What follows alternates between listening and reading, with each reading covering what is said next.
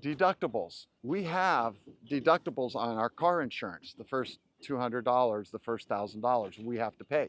The same thing goes here on roofing. You have a deductible. It's my experience that I've seen over the last 40 years on insurance. The deductibles will go up mostly just because of time, because everything costs more. Lately, we've been having so many natural disasters that the insurance companies are going to lose money. And they have two choices: shut down, and then there's no insurance.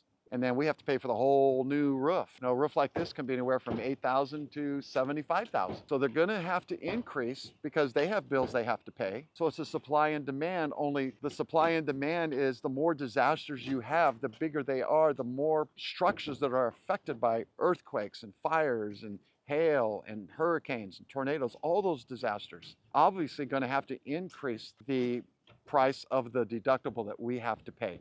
Otherwise, they would go bankrupt.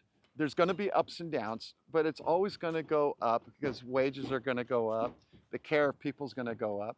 So our deductible is going to go up, especially when there's more disasters. We'll use this customer right here. Their deductible is $5,000 and the insurance is paying the rest. What I advise my 6 children is to have a separate savings account to cover for your deductible for cars, roofing, your house burns down, you got a deductible, whatever that is, have a separate account so that one day when it does, and if it doesn't happen, you're good.